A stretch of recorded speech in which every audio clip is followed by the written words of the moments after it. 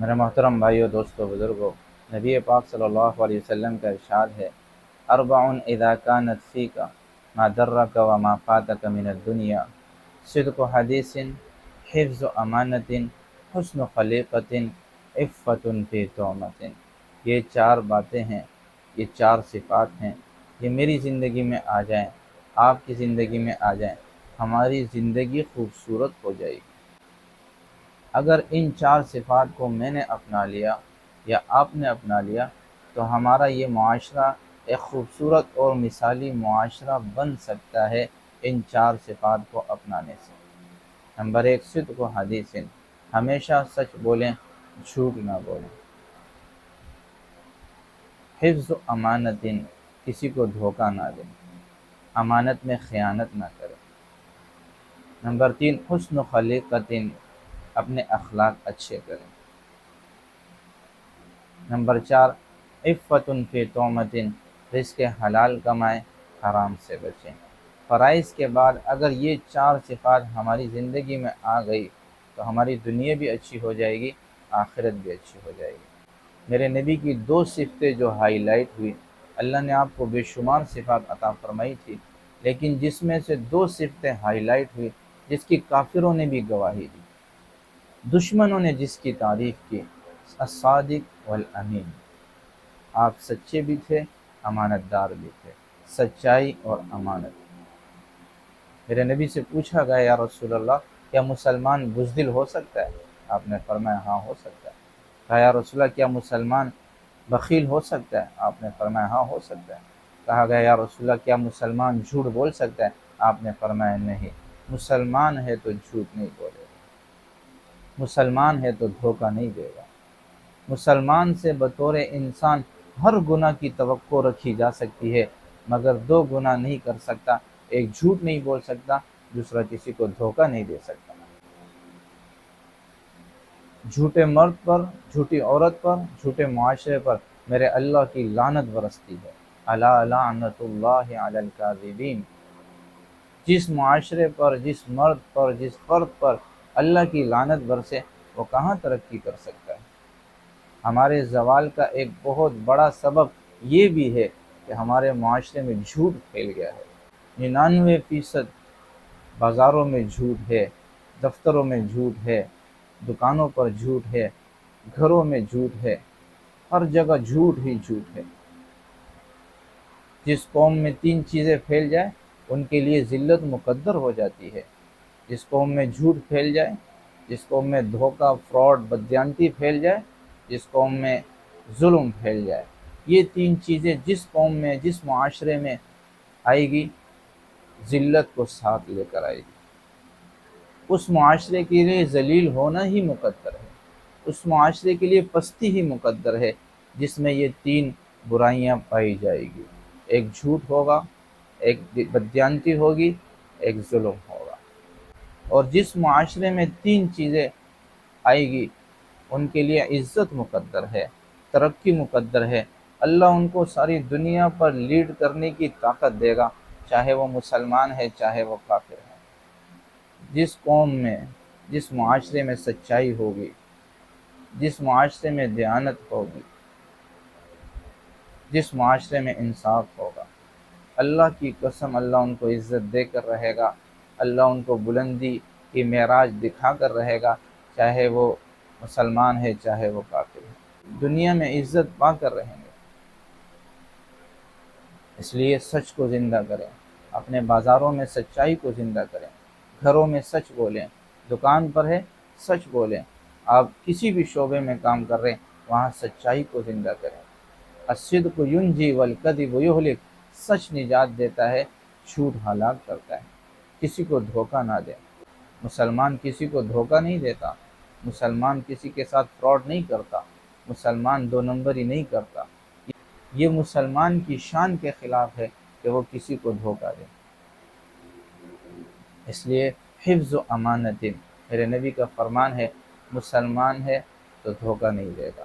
حفظ و امانت، کسی کو دھوکہ نہ دیں، امانت میں خیانت نہ کریں۔ جریر بن عبداللہ، یہ بڑے صحابہ میں ہیں، اپنے غلام سے کہا کہ میرے لیے ایک گھوڑا خرید کر لاؤ۔ وہ بازار گئے اور 300 درہم کا ایک گھوڑا خرید کر لے آئے۔ جب انہوں نے گھوڑے کو دیکھا تو وہ نسلی گھوڑا تھا، وہ اسے سستا مل گیا تھا، اس کی قیمت 300 نہیں تھی، وہ 800 درہم کا تھا۔ تو یہ اپنے غلام سے کہنے لگے کہ یہ تم نے اتنا سستا کہاں سے خرید لیا؟ کہا کہ وہ فلاں شخص بیچ رہا تھا 300 کا، میں نے خرید لیا۔ کہا نہیں، مجھے اس کے پاس لے چلو۔ جس سے خریدا تھا اس کے پاس گئے اور اس سے کہا کہ تم نے یہ اتنا سستا کیوں بیچ دیا؟ اس نے کہا کہ میری چیز تھی، میں نے بیچ دی، مجھے پیسوں کی ضرورت تھی۔ تو یہ کہنے لگے کہ میں تمہیں تمہارے اس گھوڑے کے 400 درہم دے دوں؟ وہ کہنے لگے کہ میں تو 300 پر راضی تھا، آپ 400 دینا چاہتے ہیں تو اچھی بات ہے۔ پھر فرمایا کہ اس کے میں آپ کو 500 دے دوں، 600 دے دوں، 700 دے دوں، 800 دے کر گھوڑا لے کر چل پڑے۔ کبھی خریدار بھی ریٹ بڑھاتا ہے، ہمیشہ خریدنے والا ریٹ گھٹاتا ہے، بیچنے والا بڑھاتا ہے۔ یہاں عجیب خریدار ہے کہ ریٹ بڑھا رہا ہے۔ جب 800 درہم دے کر چل پڑے تو خادم نے کہا کہ حضرت میں نے 300 کا خریدا تھا، وہ بیچ ہی 300 کا رہا تھا، اس میں کوئی غلط تو نہیں تھا، آپ نے اسے 800 کیوں دے دیے؟ فرمانے لگے کہ میرے دوست، یہ گھوڑا 800 ہی کا تھا، اس نے 300 کا بیچا، اس کو اس کی قیمت کا پتہ نہیں تھا۔ اگر یہ 800 والا گھوڑا میں اس سے 300 میں خرید لیتا تو یہ خیانت اور دھوکہ ہوتا، اور میں نے اللہ کے نبی سے وعدہ کیا تھا کہ یا رسول اللہ، جب تک زندہ رہوں گا کسی کو دھوکہ نہیں دوں گا۔ تو مسلمان کسی کو دھوکہ نہیں دیتا۔ علامہ قرطبی نے ایک واقعہ لکھا ہے کہ ایک دکاندار صبح صبح اپنی دکان پر آیا اور دکان کا ترازو توڑنے لگا۔ پڑوسی دکاندار نے پوچھا کہ بھائی کیوں توڑ رہا ہے؟ کہنے لگا کہ کل رات ہمارا ایک پڑوسی مر رہا تھا، ہم اس کو کلمے کی تلقین کر رہے تھے، اس سے کلمہ نہیں پڑھا جا رہا۔ ہم نے اس سے پوچھا کہ بھائی کیوں تجھ سے کلمہ نہیں پڑھا جا رہا؟ اس نے کہا کہ میری دکان کے ترازو کا کانٹا میرے حلق میں چبھ رہا ہے، جو مجھے کلمہ نہیں پڑھنے دے رہا۔ اس دکاندار نے ناپ تول میں کمی کر کے، دھوکہ فراڈ کر کے کتنے پیسے زیادہ کما لیے ہوں گے، 1000 زیادہ کما لیے ہوں گے، موت کے وقت کلمے سے محروم ہو کر چلا گیا۔ اس لیے کسی کو دھوکہ نہ دے۔ نمبر 3، حسن خلیقت، اپنے اخلاق اچھے کریں، بد اخلاقی سے بچیں، گالی کا جواب گالی سے نہ دیں۔ امام زین العابدین رحمۃ اللہ علیہ جا رہے تھے، ایک شخص اس کو برا بھلا کہہ رہا تھا، وہ سیدھے سیدھے چلتے جا رہے ہیں اس کو نظر انداز کرتے ہوئے، تو وہ سامنے آ کر کہنے لگا الیک عنی، ارے میں تجھے ہی کہہ رہا ہوں۔ تو انہوں نے فرمایا کہ میں بھی تمہیں ہی معاف کر رہا ہوں۔ تو وہ آپ کے قدموں میں گر گئے اور کہنے لگے بے شک آل رسول کے اخلاق ایسے ہی ہوتے ہیں، معاف کرنا، درگزر کرنا، سہ جانا، برداشت کر جانا، یہ آپ کے اخلاق ہیں۔ میرے نبی کے ساتھ طائف والوں نے کیا کچھ نہیں کیا، پتھر مارے، خون و خون کر دیا، بے ہوش ہو گئے، لیکن جب طائف والے کلمہ پڑھنے آئے تو آپ نے ان کا استقبال کیا، مسجد نبوی میں ان کے لیے خیمے لگائے، ان کے ساتھ کھانے میں بیٹھ کر شریک ہوئے۔ معاف کرنا، درگزر کرنا، سہ جانا، یہ ہمارے نبی کا درس ہے۔ فتح مکہ پر آپ نے اعلان کیا جس نے ابو سفیان کے گھر میں پناہ لی اس کو امن دیا جائے گا۔ جو ساری زندگی میرے نبی کے قتل کے در پر رہے، میرے نبی نے انہیں بھی معاف کر دیا۔ چچا کے قاتل وحشی کو معاف کر دیا، حضرت حمزہ کا کلیجہ چبانے والی حضرت ہندہ کو معاف کر دیا۔ تو معاف کریں، درگزر کریں، سہ جائیں، برداشت کر جائیں۔ آپ کے اچھے اخلاق آپ کی تمام برائیوں اور عیبوں کو چھپا دیتے ہیں، اور آپ کے برے اخلاق آپ کی تمام خوبیوں کو چھپا دیتے ہیں۔ نمبر 4، عفت فی طعمۃ، رزق حلال کمائیں، حرام سے بچیں۔ میرے نبی کا فرمان ہے جس کا کھانا حرام ہو، جس کا پینا حرام ہو، جس کا پہننا حرام ہو، اس کی کوئی دعا قبول نہیں ہوتی۔ وہ حتیم میں کھڑا ہو کر بھی دعا مانگے تو اللہ اس کی دعا کو رد کر دیتا ہے۔ وہ بیت اللہ کے غلاف کعبہ سے لپٹ کر بھی دعا مانگے گا، اللہ اس کی دعا کو رد کر دے گا۔